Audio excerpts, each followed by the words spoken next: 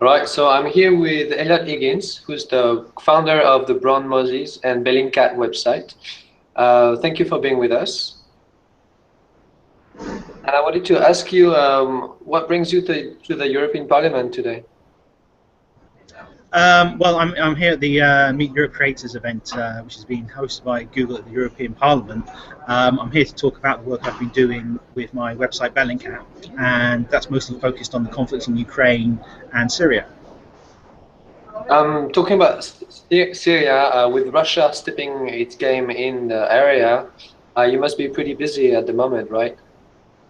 Yeah, there's been a great deal of interest in our work in relation to Russia, and I started off doing my work with Syria, and then I moved on to Russia's involvement in Ukraine. So really, it's those two being brought together. So we've been doing a lot of analysis of images coming out. There's just one posted today, the first photograph from the ground showing the Russian jets on the ground, and verifying whether or not that was a real image or not. And are you expecting more material to come and to be analyzed by you and your colleagues? Yeah, I fully expect we'll see more and more material coming out. You have a situation in Syria where opposition groups have a kind of a very healthy kind of media network. They use sites like YouTube to share these videos, and I fully expect to start seeing Russian aircraft appearing in those videos quite soon. And I wanted to ask you, now that you're an established voice, sorry, what's a typical day like? I wouldn't say there's a typical day, because kind of the way we work, there's kind of two different ways we look at this. We kind of have this kind of passive review of kind of social media that's appearing, stuff that's being shared online that might make an interesting investigation. And then we have this kind of more active investigation where we're, digging through hundreds of social media profiles, looking at different imagery to figure out what we can about various events. Some days, I'll be out doing presentations and I'll be at events like this. But every day brings something new, really.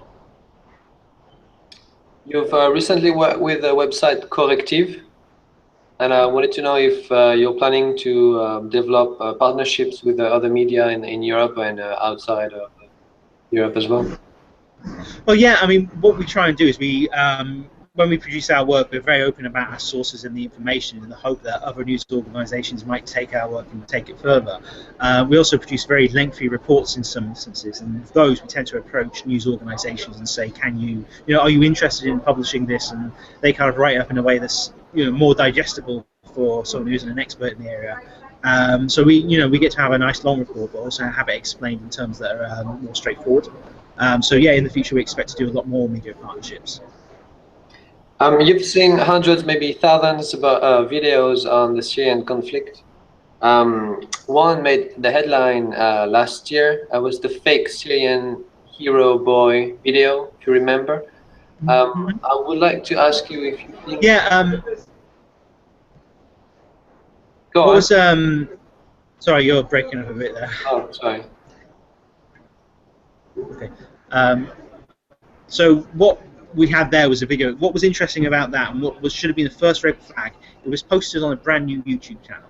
Now, with Syria, you don't really get that. You have videos that are posted onto channels that are used regularly by the same group. So an opposition group will have a media center with a Facebook page, a Twitter account, and YouTube account.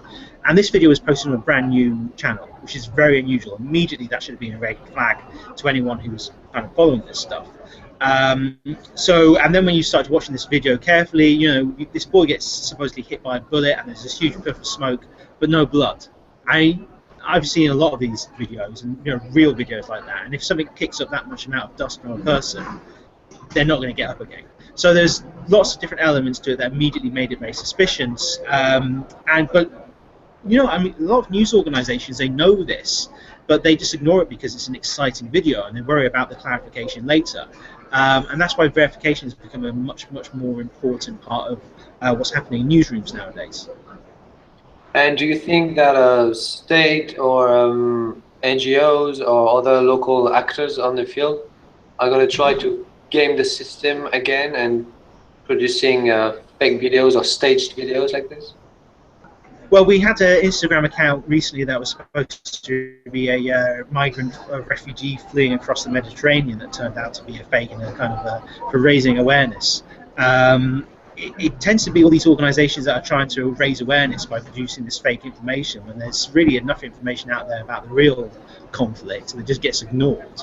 So, they kind of feel like they have to sex up these kind of, incidents when there is real material there that's really, it gives a strong message, it shows you what's going on. But that's kind of mostly ignored by the media. A big question is, how do you verify these videos? So that's now all part of what we do. If we find a photograph or a video, we verify it. We say, where was this filmed? Can we find out exactly where this was filmed? And in many cases, we can. And talking about this verification method, have you seen instances of people who may disagree with you use your investigation method to prove you wrong? Well, we find, with the kind of work we do when we're dealing with things like Russia and Ukraine, you always find there's many people who disagree with you. When it comes to them actually proving why they disagree with you, they tend to kind of not get to that point. They just disagree with you because you're saying something they don't like. Usually, when we do a verification, when we geolocate something, as we call it, we, have lots of different sources of information. A good example is with MH17, we had a video, a photograph rather, of the Buk missile launcher linked to the down of MH17. With that one, we managed to find court documents, we had videos that people had filmed on the ground that were used to prove where this was taken. So we use multiple sources to confirm where these images are taken, and that makes for a very solid confirmation.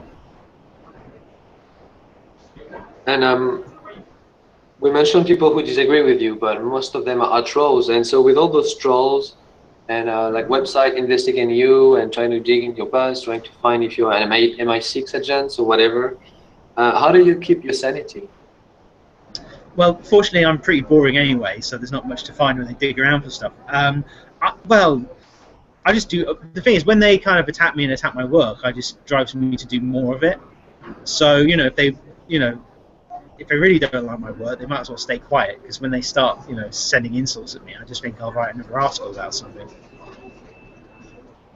And as much as you've seen videos, sometimes, even if it's on the screen, those videos can get at you. If it's very violent scenes, or if it's particularly shocking content. And there is resources available online for journalists and people on the field who've been exposed to this kind of either real situation or via digital media. Have you looked into it, or have you been helping those organizations provide support? Because I guess you're one of the person who watched the most videos in this topic.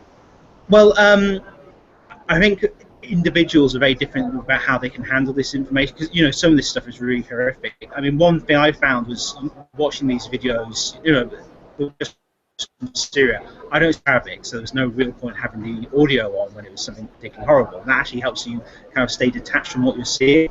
Organisations though, like Storyful, who they see a lot of this material. People are they have sessions where people to discuss this stuff. They can be kind of cycled out of the work. They really look after the people, and it's this kind of vicarious trauma, as it's called. It's a big issue, and this is why when I kind of talk to people who are interested in doing the kind of work I do, I say just kind of make a judgment of whether or not you can stand watching these videos, because some of them are, they do stay with you, some of these videos.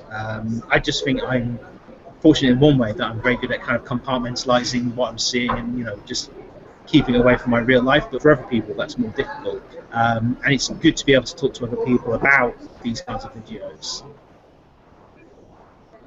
And one last question about geotagging. It's increasingly used by apps, and you are increasingly using it as well to find where pictures have been taken on the ground. But I wanted to ask you, what's next? What's going to be the next hint? Where is it coming from? Is it going to be coming from wearables or drones, or what do you think verification is moving in what direction?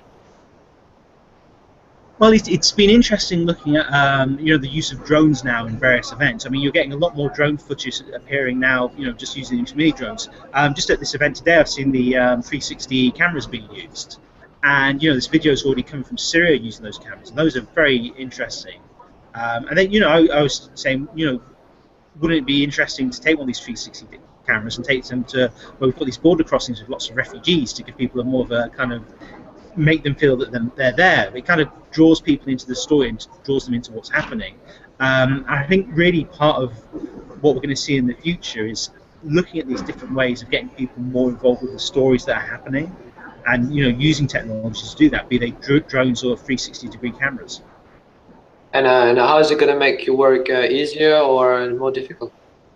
Well, for us, it's really about the amount of material we can use for reference purposes. And a lot of what we do is we kind of hunt around for material that can be used to verify the material. So something like a 360-degree camera would create amazingly useful footage for us just from a verification standpoint, because we'd have so many times we're looking at a video and we're saying, okay, if only we could see 2 inches to the left or 2 inches to the right, and it's very frustrating when you can't see that.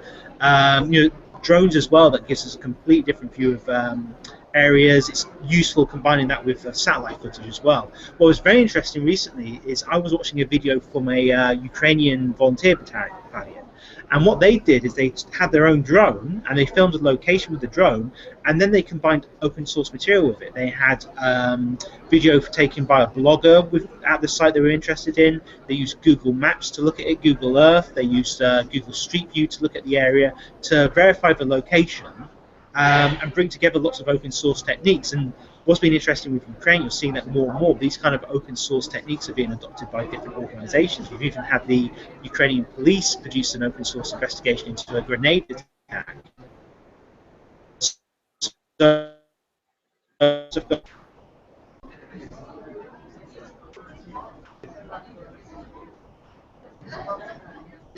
Hello? Hey, are you still there?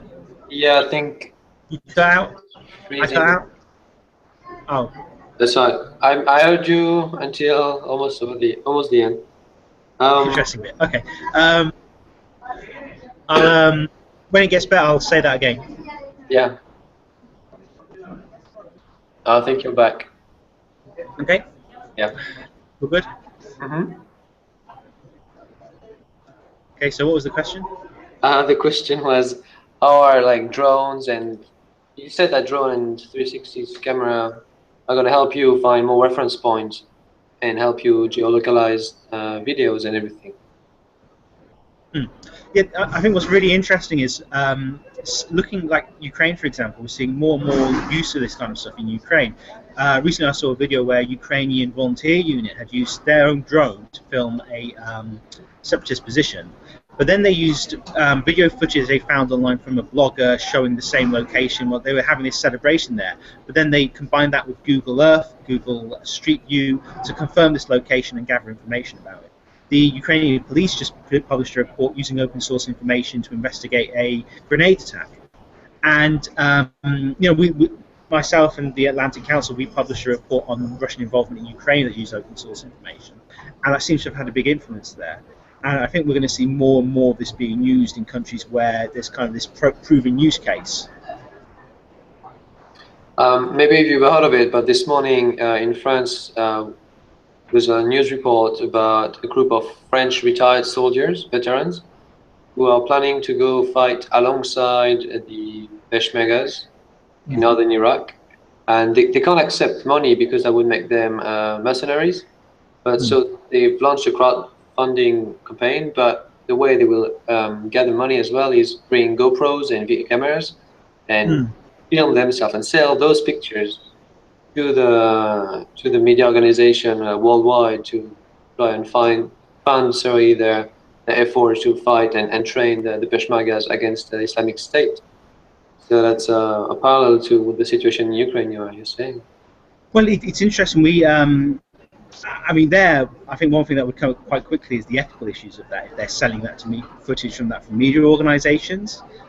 Because certainly in Libya there was that question where some people were going out there kind of to film stuff, and then they started to fight a bit, and then it was like, what's the ethical aspects of, as a media company, buying that kind of footage from people who've gone out there specifically to fight and film stuff for foreign fighters? We actually did a report recently about 100 plus Americans who had gone to fight with Kurdish forces against ISIS, and with those we tracked them all down with their social media accounts, and we found lots of details about them. We did a study. We didn't publish specific information on these people who weren't in the media already, but we kind of said, okay, most of them, most of them are from Texas more than any other state, and you know, kind of details like that. So we did a kind of analysis of that kind of behaviour. So, but I think there would be some serious questions about buying footage from someone who's gone out there specifically to fight with an organisation.